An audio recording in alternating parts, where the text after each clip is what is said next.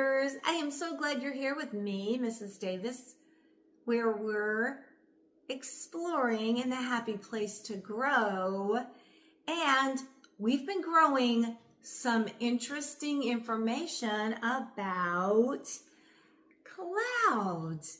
In our first video, we read Little Cloud by Eric Carle. How fun was that? Little Cloud was just stretching himself out through the sky and changing shape. And we said, since it's almost summertime, we've got about a week before it's summer. If you're getting bored or you've been working hard, playing, you want to just take a break, spread out a blanket or a towel or find a chair, or even if you're driving in the car to a destination, look up at the sky and watch how the clouds shift and change and see if you can spy some pictures. That was fun to read together. And then it sparked my curiosity, and I wanted to learn more about clouds because I don't know that much. I know there are clouds in the sky. I know they have different shapes, and sometimes clouds bring rain or different kind of weather. So we went through all the different types of clouds with our nonfiction video. Wow, who knew? There were so many. And it's really sparked my curiosity as I travel because I'm always looking up. Now, I'm not familiar with every single cloud and their name, but I am watching the skies more closely and realizing that there's a lot of information about clouds that I was unaware of. I thought it would be fun for us to take one more step in our journey with clouds. Yeah, let's do some science. So for this science experiment, I have included a slide that has the tools that you're going to need. You know, if you're a scientist and you have a question about something and you think about it and you explore it and you say, I want to find out if what I think is right about my question is true, or if I get a different result. That's the scientific method. You have a question, you form an idea of what you think is going to happen, you gather your tools and you do an experiment, and then you think about the results. What actually happened compared to what you thought? This is going to be fun and easy. You can do it in the kitchen. I would definitely see and check it out with Mom and make sure everything's okay for you to get this stuff together. She's Mom, Grandma, whoever you're with that takes care of you may have to pick up a few items, but they're easy. You're going to be needing definitely a clear jar, and it's going to need water, of course. And then we're going to be having some food color. So I have a whole pack, but I only need blue because we're thinking about something that comes out of clouds that's wet. Yeah, rain. And then we need some fuzzy foam. I'm using shaving cream. It's pretty inexpensive. You can pick it up at Walmart or even the grocery store. This is going to be our cloud. We're going to do a cloud in a jar, and then we're going to see how it can rain. This is fun, easy. It won't take long. However, let's just review because there are only a few clouds that would bring rain. So let's just review that. That looks like a really rainy, stormy cloud. That's the nimbostratus cloud, and it's dark and thick, and it can bring a steady, continuous rain. The rain we're going to do today is not going to be coming from a nimbostratus. Then there's a stratus. Look at those wispy clouds. I would not think rain would come out of those. For this cloud, they're flat gray, and they cover the sky like a blanket. I have seen these kind of clouds this week. And yes, in my area, we've had some rain, light rain. Stratus clouds are low in the sky. They bring in overcast skies. and they can bring light rain and drizzle, but not usually heavy storms, and that's what we've had this week. So we have definitely been blanketed by stratus clouds. That's probably what's going to occur in this jar. Altostratus, so they're probably cousins in some way because you've got stratus. I think we discovered that alto means high in the sky, high. They're gray and blue-gray clouds that cover the sky. Altostratus clouds are found higher in the sky. They often come before a storm and bring continuous steady rain. So they're definitely looking the same, but they're higher and they can bring more rain. That's interesting. I like to review facts that I've already went over again to remind myself of differences and likenesses. Stratocumulus, low-grade clouds with a lumpy or wavy look. Beautiful though, aren't they? Stratocumulus clouds are low in the sky and can cover it like a blanket. They might bring a little drizzle, but not a heavy rain. So all these are types of clouds that could produce different kinds of rains, some storms, some light, some just drizzle. Cumulus clouds, those are wispy and nice. Puffy, cotton-like clouds with a flat base. I've seen those, have you? Cumulus clouds are often seen on nice days. They look like fluffy pillows and usually don't bring rain. Well, why do I have this one in there? I don't know. I guess I saw the word rain and I thought, so this is not a cloud that's going to be in our jar. But stratocumulus could bring a little drizzle. And that might be what we experience on this cool experiment. Whoa, that guy is very, very puffy. I have to really sound this one out. Cumulonimbus clouds. Cumulonimbus clouds. Tongue twister. Huge towering clouds with a flat top that looks like an anvil. Cumulonimbus clouds are very big and can bring thunderstorms.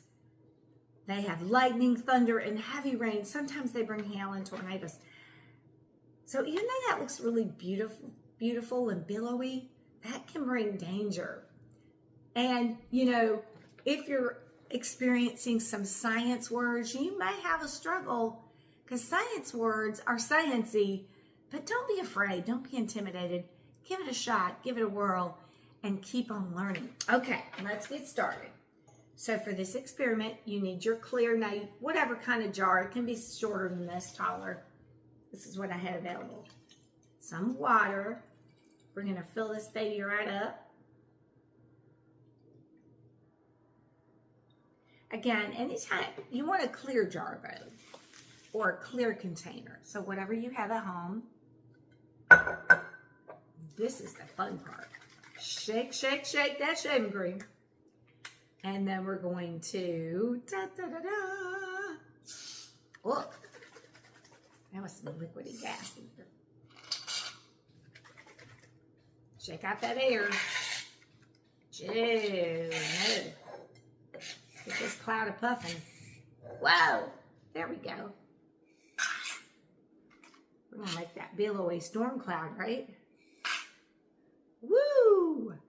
Now, if I had a container that was wider, that would be fun too, because then you would have a bigger cloud. So explore. Maybe you want more than one jar or container. Whoa! And you might want something on your countertop too.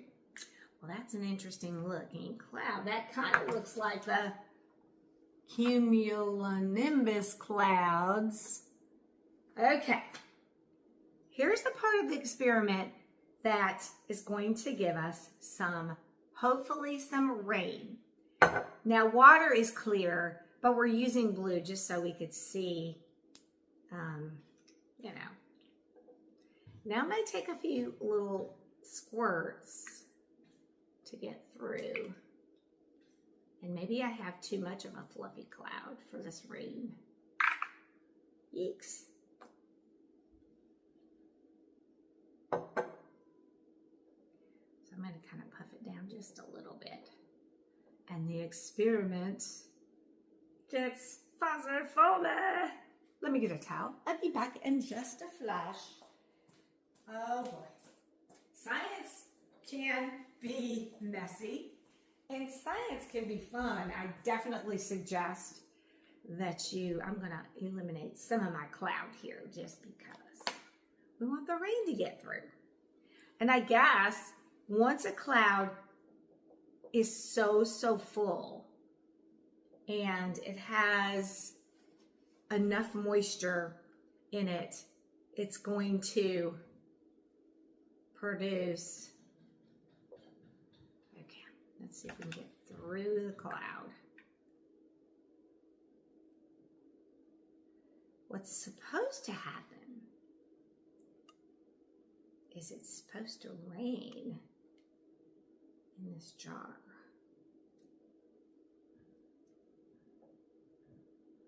But it's not really getting through. It's definitely making a mess that I'm going to eliminate some of my cloud here just because we want the rain to get through. And I guess once a cloud is so full and it has enough moisture in it, it's going to produce. Okay, let's see if we can get through the cloud. What's supposed to happen is it's supposed to rain in this jar.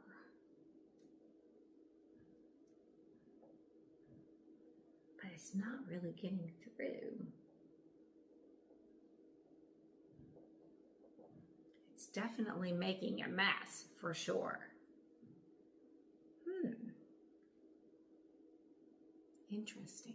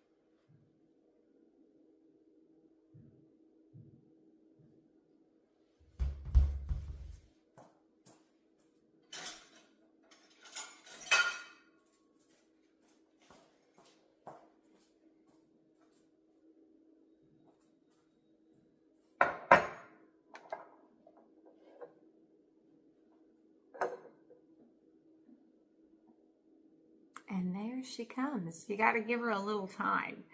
I was going around the kitchen trying to find a wider container because I thought, well, maybe we should try something wider.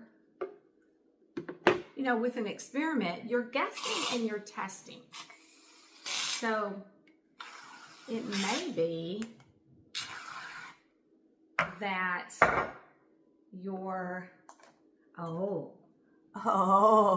there comes the rain ever so lightly. You know, like I said, when you're doing an experiment, you're never quite sure what the results are going to be, what the outcome would be. So I'm doing part 2 on this to see if I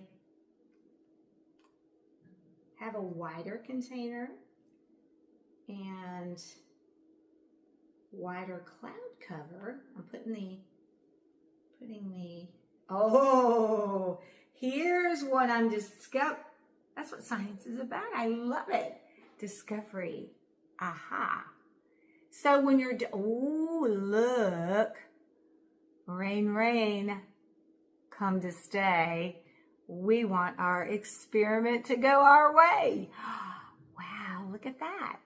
I just needed to give it a little time. I did eliminate some of the cloud because that was kind of a large billowy. Here's what I discovered though. If you're going to do this, you want a larger white, oh, big raindrops right there. And that might be one of the clouds that bring heavy rain for sure. Started out as a little drizzle. And when you're a scientist, again, you're going to be guessing, you're going to be testing things out, which is what I was doing. And I went to plan B because I thought, well, maybe I need to change containers, which I did. I got a glass coffee cup. And it's not raining yet, but here's what I'm discovering about this experiment. You've got to give it a little time, and that's kind of with weather. Give it a little time to work its way through the cloud cover. So that one, but definitely success here. We have rained in a jar. So what I've discovered as a scientist and many scientists, number one, gather your tools, have a question, have an inquiry. I saw this online and thought, well, that'll be fun. I'd never done it before. So I had a question, will this look like a cloud in a jar? Gathered the things that I needed and we tested it out. And at first, nothing happened. And I got a little bit nervous. I definitely had some challenges for sure, but I didn't give up. Scientists don't give up. Don't give up.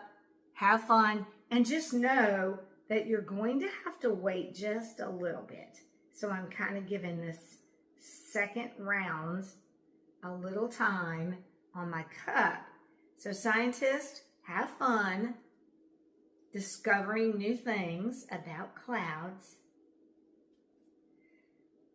I'm trying to see. There it goes. Be patient. Test out your results. This one's fun. And it smells good too. There comes the light drizzle. Oh boy. You have to be patient on this one. I'm so glad I stuck it out. I was about to go, oh no, this is a total failure. And you know, in science, sometimes you're going to try things out and the results won't be what you think. That's what scientific inquiry is all about. Can you see? It's a drizzling in my kitchen, in my cup. All right, scientists.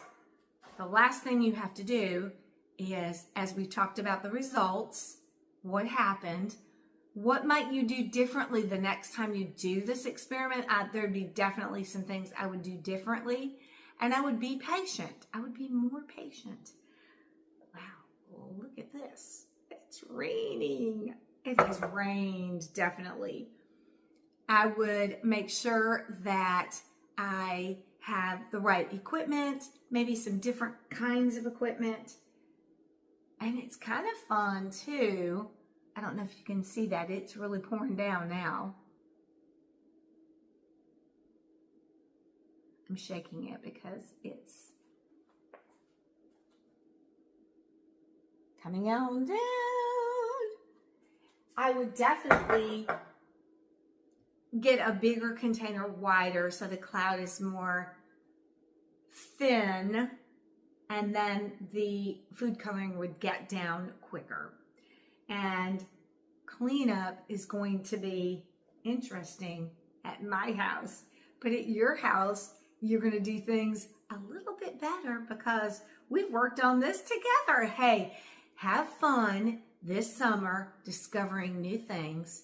Check out some fun science experiments. If you're learning about something new, or you go on a trip, maybe you go to the beach and you see something interesting, you're going to want to check out some fun science, art, and speaking of clouds and discovering new things and connecting different kinds of activities with your learning, I'm going to link a fun and interesting snack. It's called pudding clouds. It's super easy. It's definitely a non-cooking project. The whole family can get in on it. So check that out, pudding clouds. All right, learners, I will see you real soon as this summer takes shape. We're going to be diving into all things reading. We're going to read some fun books about sea creatures, and we're going to take some travels down the ABC lane with some books that are inspired by the alphabet. All right, learners and readers, I've got to clean up. I'll see you real soon.